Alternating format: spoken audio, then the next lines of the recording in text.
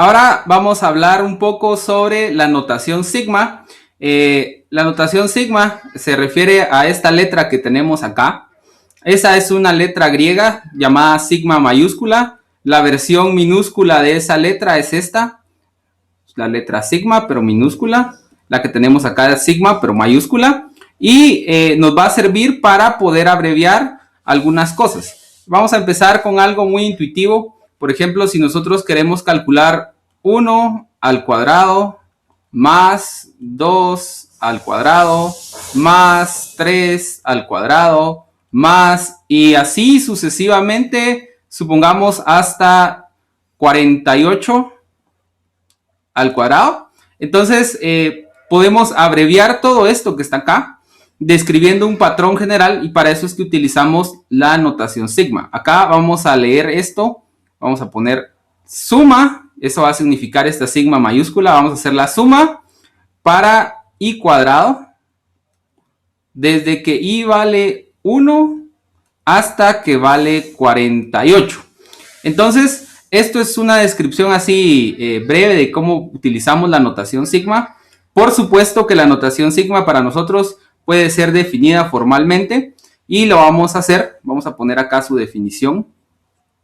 Vamos a poner una definición. Definición. La definición va a ser recursiva, o sea que vamos a tener un caso base.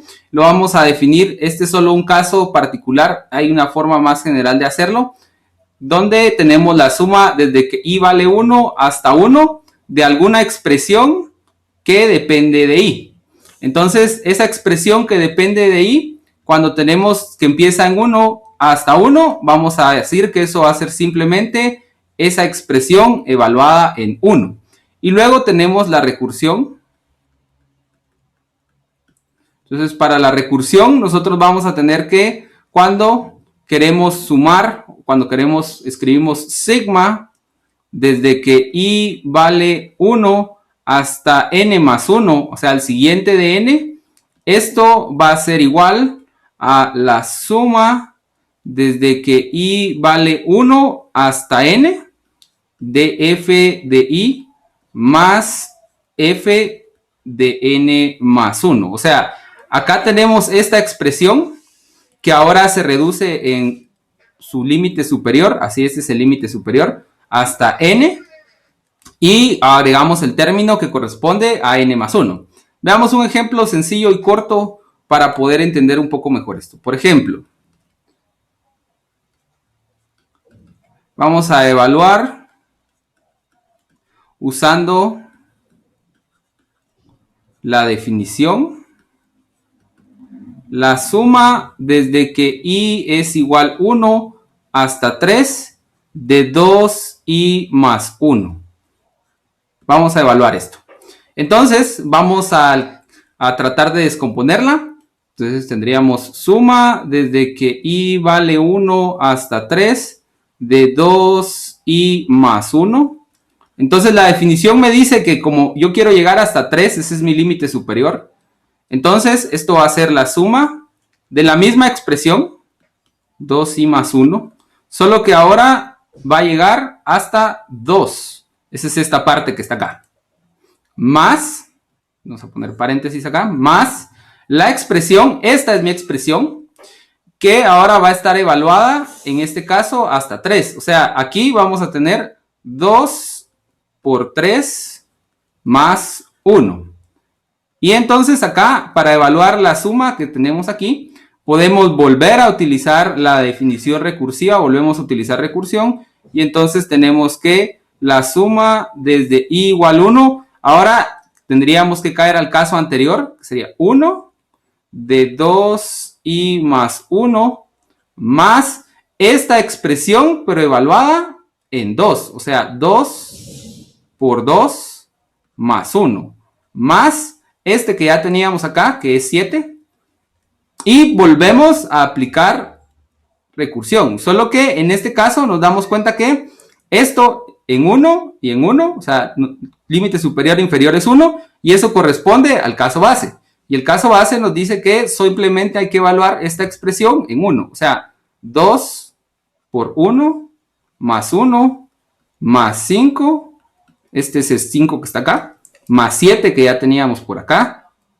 Y entonces ahora aquí vamos a tener 3 más 5 más 7 y esto es igual a 15.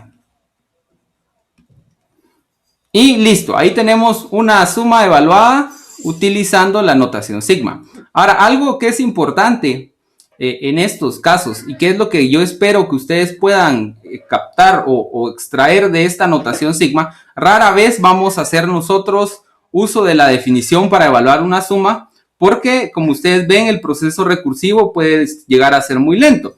Pero lo que sí necesito que entendamos es, primero, cómo expandimos esto de forma natural sin utilizar la definición.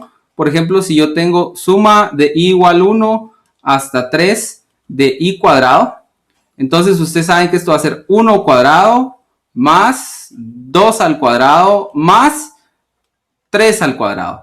Y entonces este i cuadrado, que es mi expresión, la voy a ir sustituyendo por 1, luego por 2, luego por 3 y me detengo cuando llego al límite superior. Entonces esto que está acá, nosotros podemos calcularlo, ¿verdad? Tenemos 5, 6, 9, tenemos 15. Tenemos, vamos a ver, 1, 5, 9, 15. Entonces, luego de que tenemos 15, nosotros podemos aprovechar el cálculo de valores anteriores para ir agregando. Por ejemplo, acá voy a hacer hasta 4. Entonces, aquí nosotros sabemos que la diferencia entre este caso que está acá y este caso que está acá es simplemente un término adicional. O sea, esto es lo mismo que decir desde 1 hasta 3 de i cuadrado a más el último término que no está incluido aquí, porque acá solo llegamos hasta 3, pero esta me dice que debemos llegar hasta 4. Entonces, acá sería 4 al cuadrado y entonces acá tendríamos 15 más 16. Entonces tenemos 31. Ahí está el resultado. En general, nosotros vamos a estar aplicando un principio general acá. Vamos a poner hasta acá más 1. De alguna expresión, de lo que sea que se me ocurra poner acá. Esto va a ser siempre igual a la suma que va hasta acá, más el término que no está incluido aquí. Aquí me dice, vaya de 1 en 1 hasta acá más 1. Y aquí fui de 1 en 1 y llegué hasta acá. Para completar lo que me está pidiendo la primera expresión a la izquierda, tendría que agregar el término que corresponde a acá más 1. Entonces, esta descomposición va a ser muy importante a la hora que estemos probando cosas utilizando inducción.